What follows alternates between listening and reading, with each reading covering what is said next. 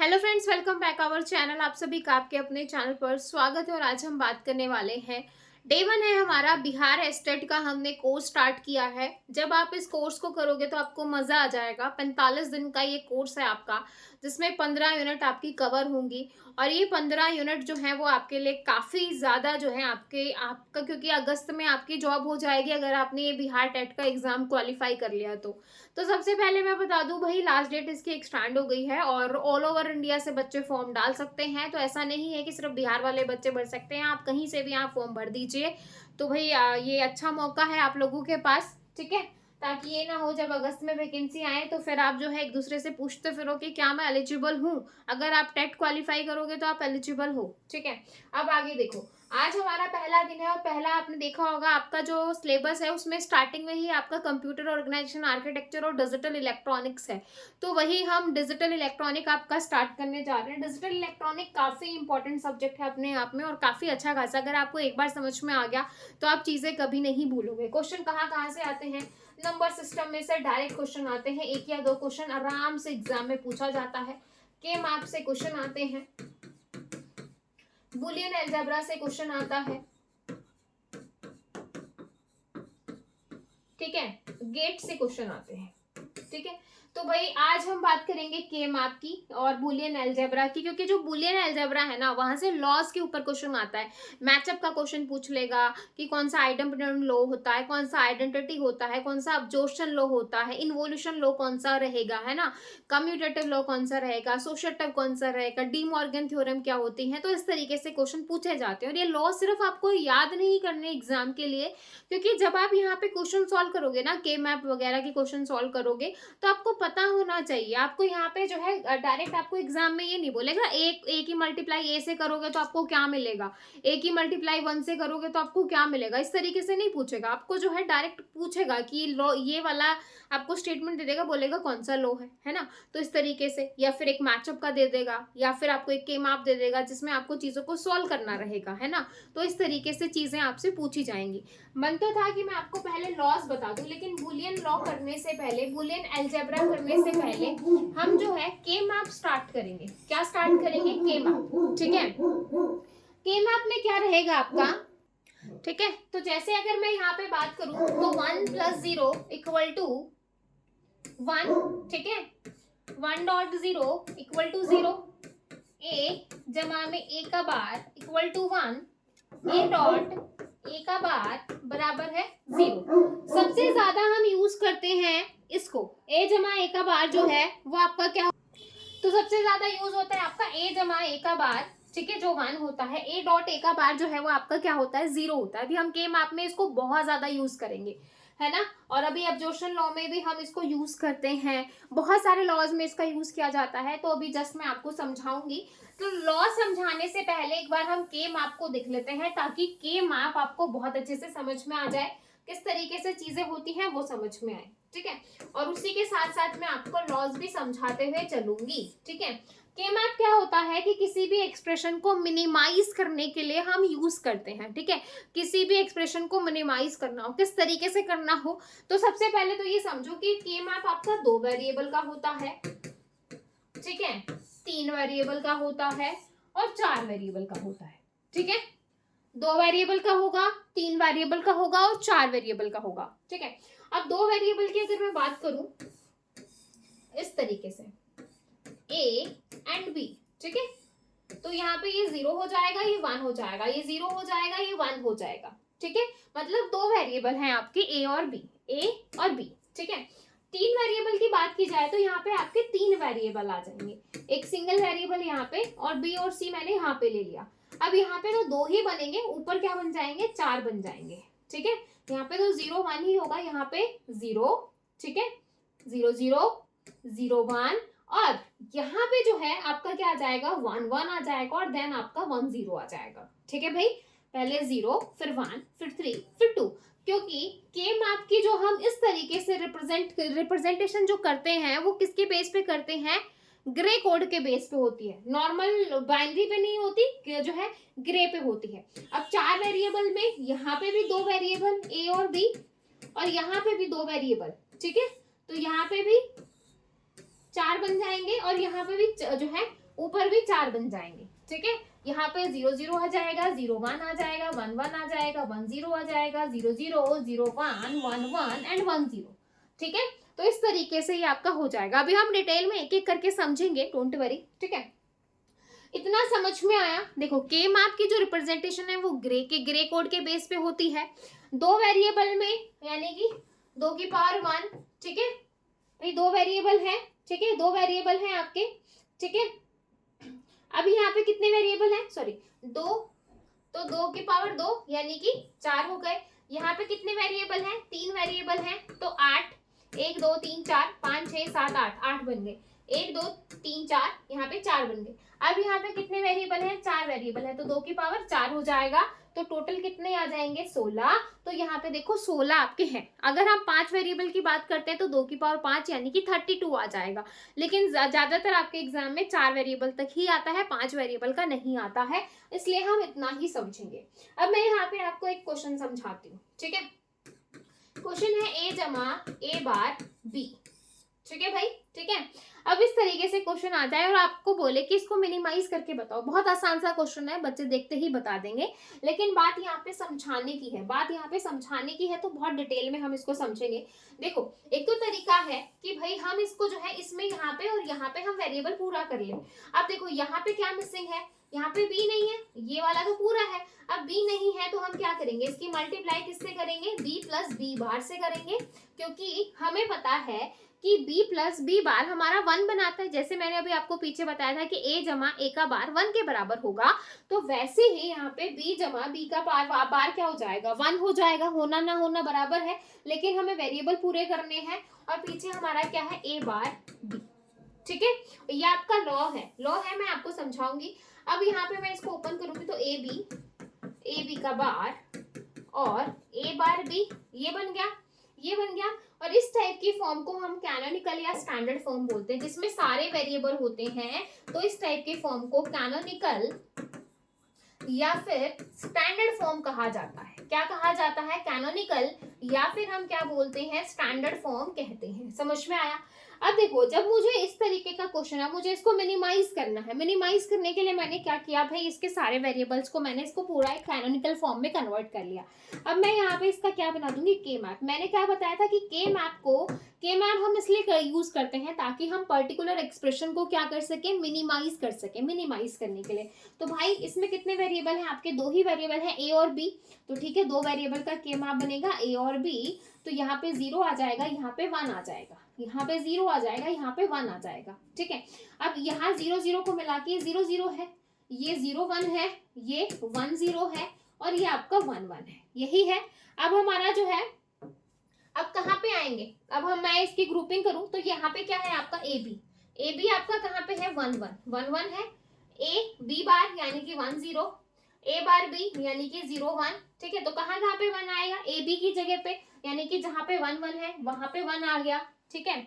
और जहाँ पे 1 0 है वहां पे 1 आ गया। तो भाई मैं इसको यहाँ पे इरेज कर देती हूँ, यहाँ पे 1 आ गया, ठीक है। और कहाँ पे? 0 1 पे। 0 1 कहाँ पे है? यहाँ पे। तो यहाँ पे 1 आ जाएगा, ठीक है। अब पेयरिंग कैसी होगी भाई? पेयरिंग जो है 2 की पावर में होती है, 2 की हो जाएगी, 4 की हो जाएगी, 8 की हो जाएगी, इस तरीके से। तो भाई ये 2 का पेयर ग्रुप 1 हो गया, ये 2 का पेयर ग्रुप 2 हो गया, ठीक है।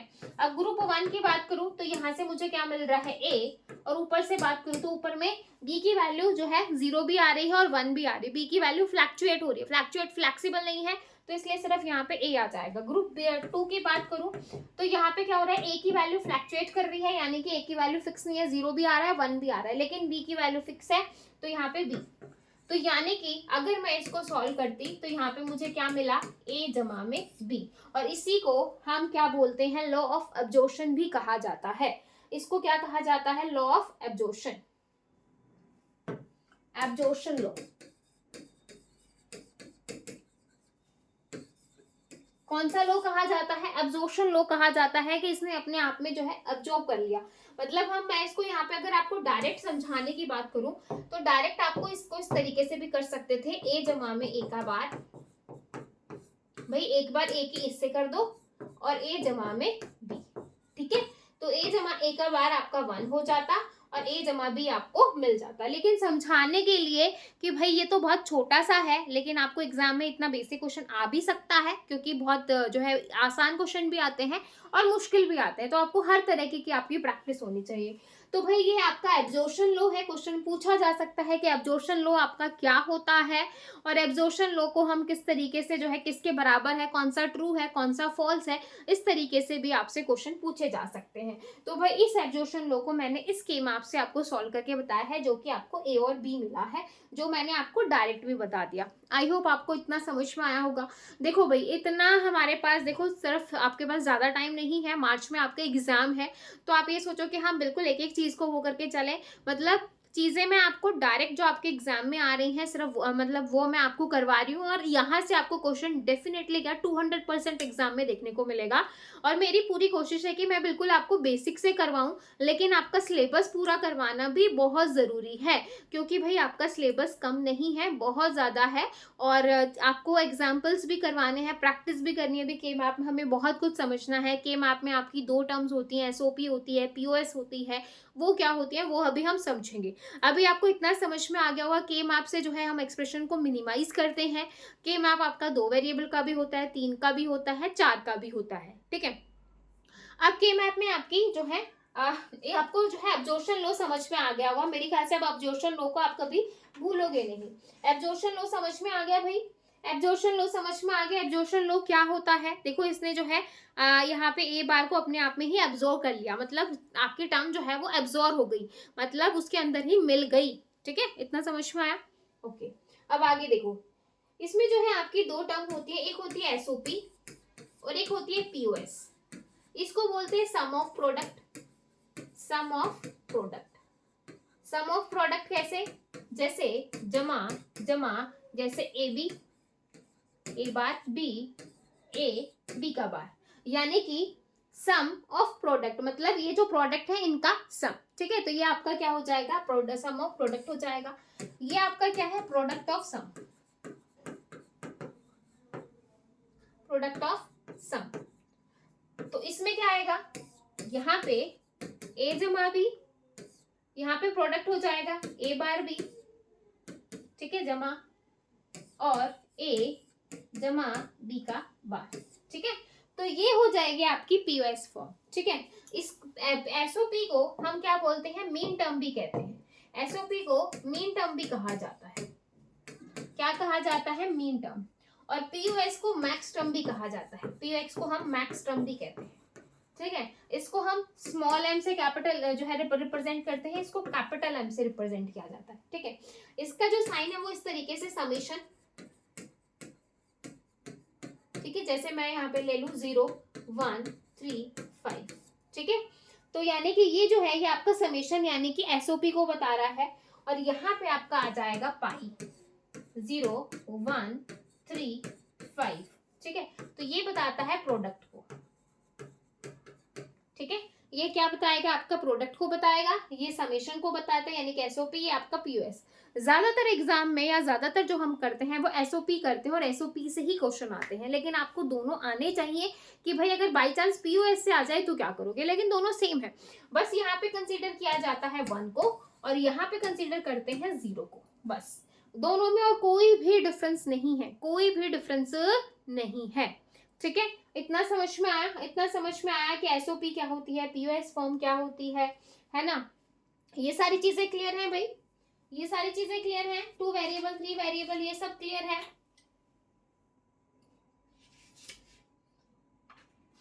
ये सब क्लियर है भाई।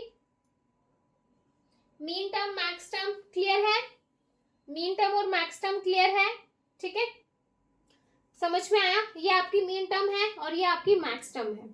मीन टर्म की अगर मैं बात करूं ना, अगर यहाँ पे आप जो है इस तरीके से बनाने लग जाओ, अगर मैं यहाँ पे मीन टर्म 2 ही वेरिएबल को लेके समझाती हूँ आपको, ठीक है। तो जैसे ए बी इस तरीके से है, ठीक है। तो यहाँ पे अगर 0 0 है तो भाई यहाँ पे इसको हम क्या लेते हैं, ए का बार बी का बार, ठीक है। यहाँ पे जैसे ए और बी, तो हम इसको क्या लिखेंगे, ए बार, इसको हम क्या लिखेंगे, ए बार बी बार, ठीक है। अब यहाँ पे जो है 0 है, यहाँ पे 1 है, ठीक है। तो इसको क्या लिखेंगे, ए बार बी, यहाँ पे 1 है, यहाँ पे 0, इसको क्या लिखेंगे, ए बी का बार। यहाँ पे 1 1 है तो इसको क्या लिखेंगे, ए बी लिखेंगे। समझ में आया भाई, समझ में आया। इसको हम किस तरीके से लिखते हैं, मतलब जहां पे 0 होगा वहां पे बार आ जाएगा मीन टर्म के अंदर। सेम अगर मैक्स टर्म की बात करते हैं तो भाई 0 0 है, 0 0 है तो वहां पे क्या आ जाएगा, ए बी, मतलब 0 के ऊपर बार नहीं आएगा, 1 की जगह पे बार आएगा, 0 1, यानी कि ए बी का bar, 1 0 A bar B, 1 1 A B, A bar B bar. यहां से आपको समझ में आ गया होगा कि भाई देखो यहाँ पे 1 1 पे ए बी है और वहां पे 1 1 पे ए बार बी बार है, ठीक है। यहाँ पे 0 को कंसीडर करेंगे, ये आपका मैक्स टर्म है, ठीक है। और सॉरी मैंने यहाँ पे आपको एक चीज और मिस कर दी, यहाँ पे मैक्स टर्म है तो बीच में प्लस भी आएगा, बीच में क्या आ जाएगा, प्लस भी आ जाएगा, यहाँ पे डॉट आएगा और मैक्स टर्म में क्या आ जाएगा, प्लस आएगा। समझ में आया भाई, मैक्स टर्म में आपका क्या आ जाएगा, प्लस आ जाएगा, ठीक है। मैक्स टर्म में आपका क्या आ जाएगा, प्लस आ जाएगा। क्लियर है भाई, क्लियर है, यहाँ तक क्लियर है भाई, मैक्स टर्म और मीन टर्म और हम किस तरीके से कर रहे हैं, ठीक है। अब हम कुछ रूल्स की बात कर लेते हैं, क्योंकि के मैप करने जा रहे हैं तो आपको कुछ रूल्स पता होने चाहिए कि पेयरिंग हमें किसकी करनी है, क्योंकि ज्यादातर बच्चों को दिक्कत आती है पेयरिंग के अंदर कि हमें पेयरिंग किस तरीके से करनी चाहिए, किस तरीके से नहीं करनी चाहिए। तो अब हम बात कर रहे हैं पेयरिंग की, ठीक है। तो रूल्स ऑफ के मैप के क्या रूल होंगे, ठीक है। रूल ऑफ के मैप के रूल हम करने जा रहे हैं। तो सबसे पहले बात कर रहे हैं कि 0 आर नॉट अलाउड,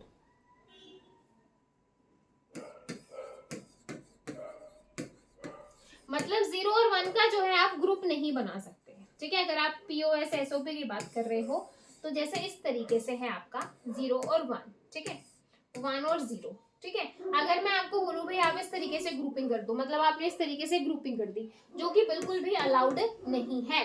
आप 0 और 1 की ग्रुपिंग नहीं कर सकते, ठीक है भाई। अगर आपको ग्रुपिंग करनी है तो भाई आप इस तरीके से कर सकते हो, इस तरीके से आप ग्रुपिंग कर सकते हो। जैसे ये 1 1 की ग्रुपिंग हो गई, ये आपका सही है, लेकिन आप इस तरीके से ग्रुपिंग नहीं कर सकते, ठीक है।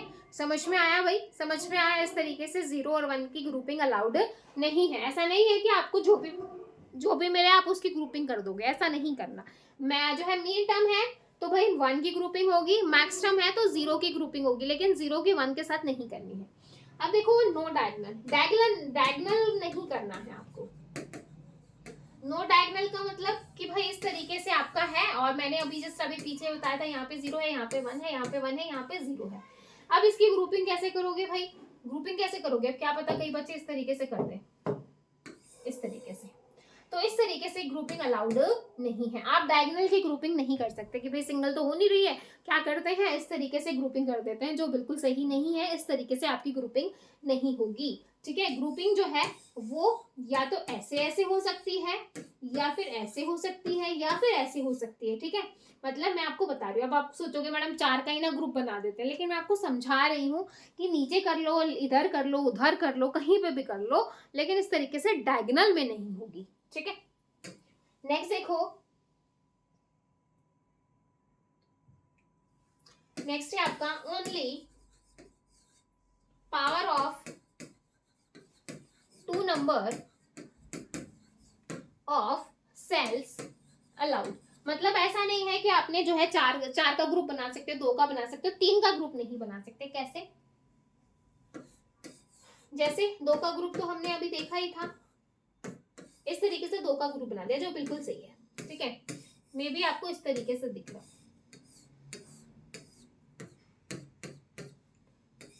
आप इस तरीके से ग्रुपिंग नहीं कर सकते कि आपने जो है पकड़ के 3 का ग्रुप बना दिया, 3 की ग्रुपिंग नहीं कर सकते, ये आपको ध्यान रखना है, ठीक है। 3 की ग्रुपिंग आपकी नहीं होगी, ठीक है।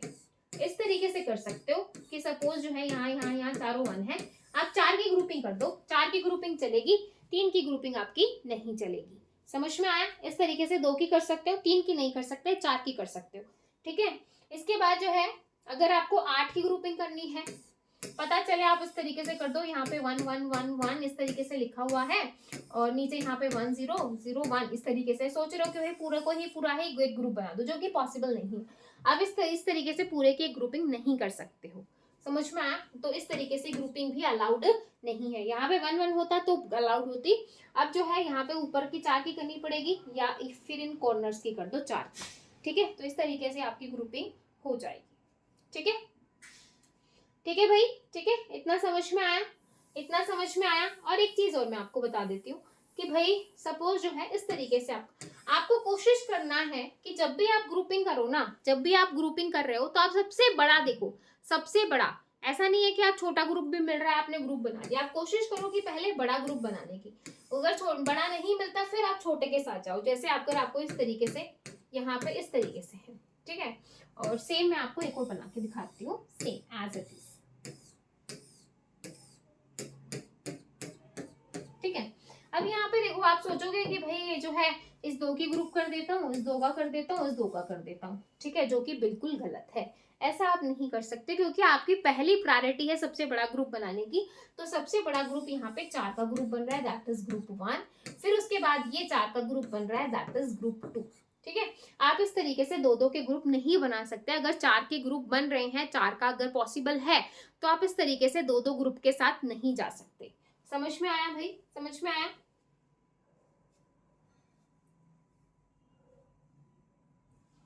ठीक है, समझ में आया? आप इस तरीके से भी नहीं कर सकते कि भाई इस तरीके से आपका जो है ग्रुप है,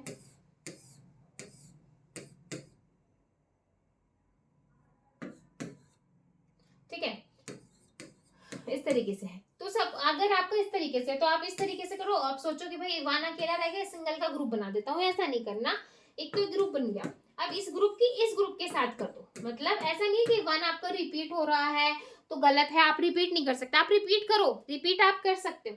मतलब आपने इस 1 को मिला के और ये 1 यहाँ पे इस ग्रुप में भी आ रहा था, आपने इस ग्रुप में भी ले लिया, ये पॉसिबल है। लेकिन जब 2 का बन रहा है तो आप सिंगल का नहीं बनाओगे। समझ में आया भाई? समझ में आया? तो ये कुछ रूल्स थे आपके, ये कुछ रूल्स है जो कि आपको पता होने चाहिए, ठीक है? ग्रुप जो आपके ग्रुपिंग है वो एक दूसरे के साथ ओवरलैप हो सकती है, तो ऐसा कुछ जो है सोचने वाली बात नहीं है कि भाई हम जो है ओवरलैप करें या ना करें, है ना? तो हम इस तरीके से चीजें कर सकते हैं। आई होप आपको इतना समझ में आया होगा। अब हम 1-2 क्वेश्चंस की प्रैक्टिस कर लेते हैं। हाँ जी, क्वेश्चन आपके पास 4 वेरिएबल का के मैप है, ठीक है? एसओपी फॉर्म है भाई, और क्वेश्चन है आपके पास 4 वेरिएबल है भाई आपके, 0, 2, 5, 7, 8, 10, 13 और 15, ठीक है?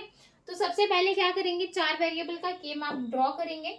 तो देखो मैंने इस तरीके से 4 वेरिएबल का के मैप यहाँ पे बना लिया, ठीक है?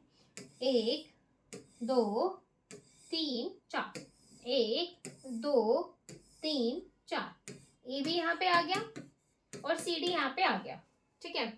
अब 0 0 यहाँ पे है, 0 1 1 1 1 0, 0 0 0 1 1 1 1 0, ठीक है? अब इसकी जो नंबरिंग हम करते हैं ना, जो हम नंबरिंग करते हैं वो ध्यान से देखो भाई। नंबरिंग किस तरीके से होगी, यहाँ पे 0 आएगा, यहाँ पे 1 आएगा, यहाँ पे 3 आएगा, यहाँ पे 2 आएगा, यहाँ पे 4 5 6 7 6, नीचे 8 आएगा, 9 11 10 12 13 15 एंड 14, ठीक है? अब आप ये सोचोगे मैडम ये नंबरिंग कैसे कर दी आपने, है ना? ये नंबरिंग कैसे कर दी भाई, ये नंबरिंग कैसे आएगी? क्योंकि यहाँ पे नंबर लिख रखे हैं, अब डायरेक्ट मैंने नंबरिंग कर दी तो फटाफट जहां पे नंबर है वहां पे फटाफट 1 1 लिख दो, बस यही तो है। किस तरीके से नंबरिंग की है पहले वो समझो।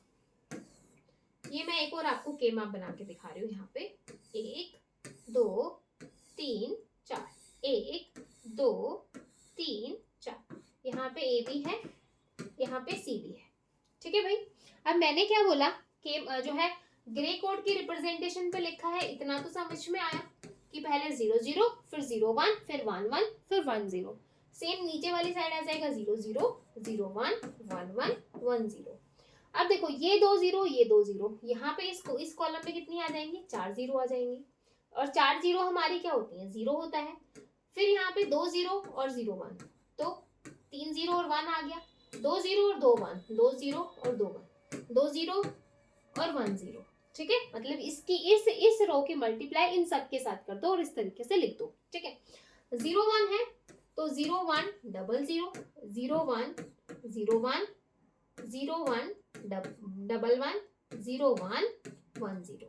ठीक है, double 1 double 0 double 1 0 1 double 1 double 1 double 1 1 0, 1 0 1 0 double 0 1 0 0 1 1 0 1 1 1 0 1 0।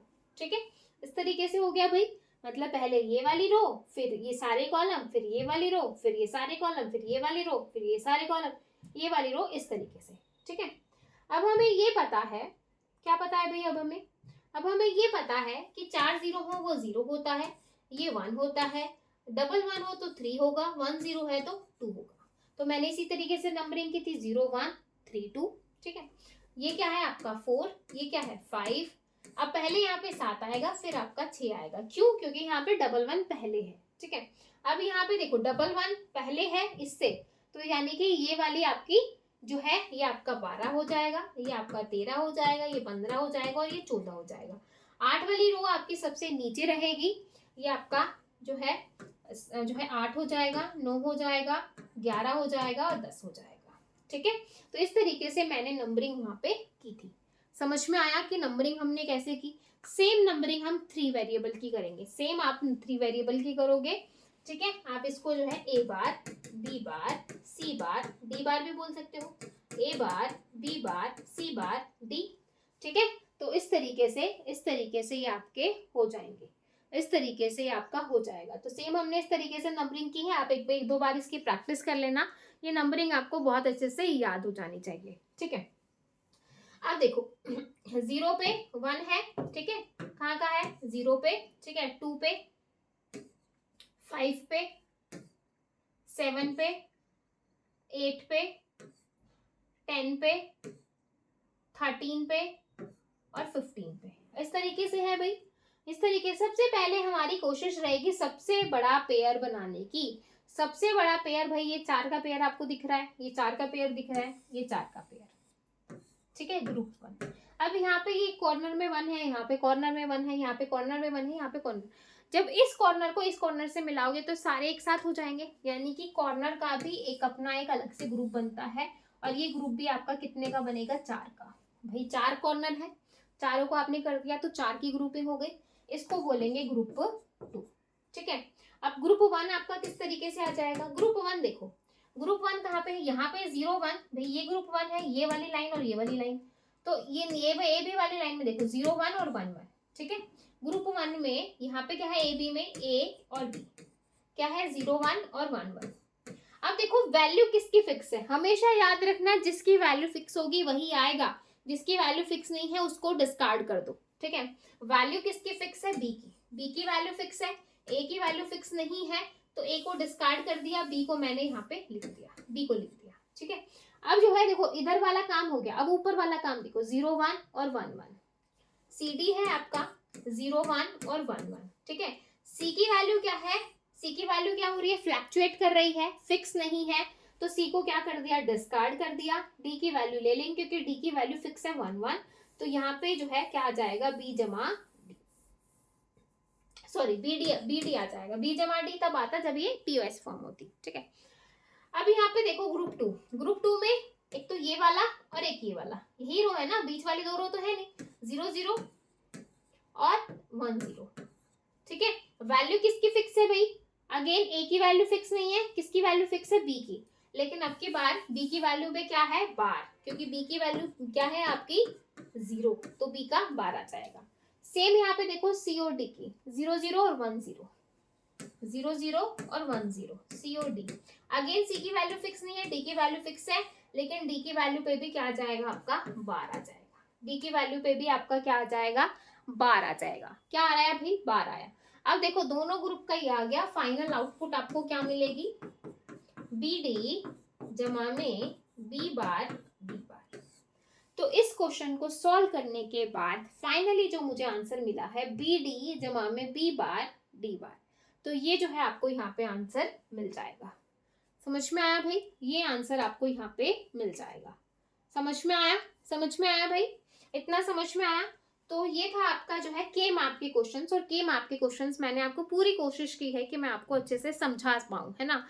अगर समझ में आया है तो एक बार कमेंट जरूर कर दीजिएगा, नहीं आया तो भी जरूर कर दीजिएगा, ताकि मैं नेक्स्ट क्लास में आपको फिर से समझा पाऊं, क्योंकि नेक्स्ट क्लास में फिर हम लॉज पढ़ेंगे, क्योंकि के मैप आपका हो गया है। और के मैप के ऊपर हम क्वेश्चंस भी देखेंगे किस तरीके से मिनिमाइजेशन के क्वेश्चन आते हैं और ये सब चीजें। बाकी जो है कुछ क्वेश्चंस प्रैक्टिस के लिए मैं टेलीग्राम ग्रुप पर डाल दूंगी, तो टेलीग्राम ग्रुप को ज्वाइन कर लेना, ताकि आपको वहां पे प्रैक्टिस क्वेश्चन मिल जाए, ठीक है। तो ये चीज है।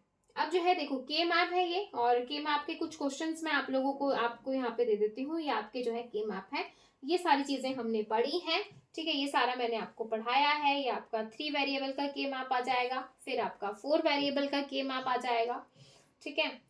और ये सारे आपके रूल्स आ गए कि कौन से का कॉम्बिनेशन, जैसे 3 का पेयर नहीं बनेगा, 4 का ही आपको बनाना पड़ेगा, है ना। डायगोनल के आप ग्रुपिंग नहीं कर सकते हो इस तरीके से। तो ये सारा सारा जो है आपका यहाँ पे बता रखा है, ठीक है।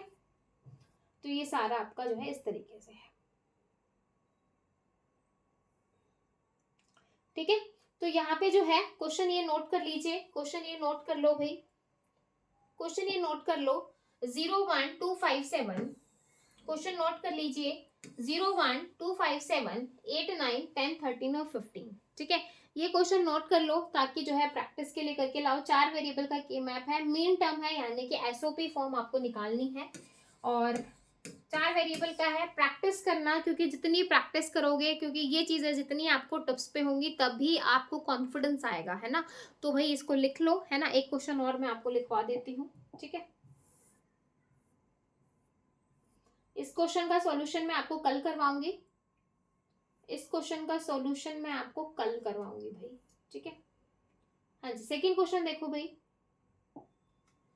सेकंड क्वेश्चन है आपका ये, अगेन अगेन 3 वेरिएबल का क्वेश्चन है, ठीक है। 0 1 3 5 7 8 9 11 13 और 15, ठीक है। तो ये दोनों क्वेश्चन अपनी कॉपी में नोट डाउन कर लो, इनका सॉल्यूशन मैं आपको कल करवाऊंगी, और इसको करके देखना, प्रैक्टिस करना। समझ में आए बहुत अच्छा है, नहीं आए तो भी मोस्ट वेलकम, आप मुझे ज़रूर बताइएगा, ताकि हम नेक्स्ट क्लास में इसका जो है इसको कर सके, ठीक है। क्लास अच्छी लगी हो तो प्लीज़ क्वेश्चन ज़रूर कीजिएगा। और हाँ, बिहार का जो है एनएस क्लासेस वाले, उस पर जो है पेड कोर्स स्टार्ट है, आप वहाँ पे ज्वाइन कर सकते हो, और लाइव क्लासेस, नोट्स, पीडीएफ और रिवीजन, ये सारी चीज़ें ले सकते हो। फिर मिलेंगे नेक्स्ट क्लास में, तब तक के लिए bye bye, take care, thank you.